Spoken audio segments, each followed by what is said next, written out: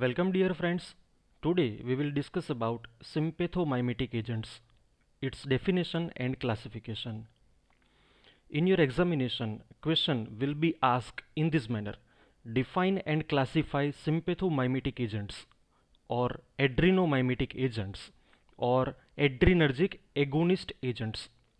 So in that question you will give definition of sympathomimetic agents and you will classify sympathomimetic agents with giving at least 3 to 4 drug names and at least 1 to 2 structure of each category. So first we will give definition of sympathomimetic agents. The agents which mimic the actions of noradrenaline or adrenaline and gives the action same as noradrenaline or adrenaline are known as sympathomimetic agents. These agents are also known as adrenomimetic agents or adrenergic agonist agents. So you have to remember the synonym of these sympathomimetic agent. Now classification. Based on their action, they can be classified mainly into three classes. First one is direct acting. Directly acting sympathomimetic agents can be subclassified into three main categories based on the structure. First subclass is phenylethanolamine derivative. The agent that contain phenyl nucleus and ethanol as well as amine, these are known as phenylethanolamine derivatives. The drugs that come under this category are norepinephrine, which is also known as noradrenaline, epinephrine, which is also known as adrenaline, phenylephrine, isoproterenol, which is also known as isoprenaline, terbutaline, salbutamol, and bitalterol. Now structure of these agents. Norepinephrine structure, which is known as noradrenaline, epinephrine structure, which is also known as adrenaline, phenylephrine structure, isoproterenol, which is also known as isoprenaline, structure of terbutaline, structure of salbutamol, and structure of bitalterol. Second class is catecholamine derivatives. This contain catechol nucleus in the structure. This is phenyl ring. Two hydroxy groups are present at the ortho position. So these are known as catecholamine derivatives.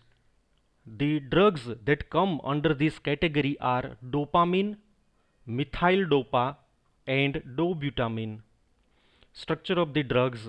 This is dopamine, structure of methyl dopa, and structure of dobutamine. In the previous class, norepinephrine, epinephrine, isoproterenol that also contain 2 hydroxy group at ortho position. So this agent can also be considered as catecholamine derivative. But here ethanol is present, so we have put in the different class, that is phenylethanolamine derivative. Third subclass, that is imidazoline derivatives.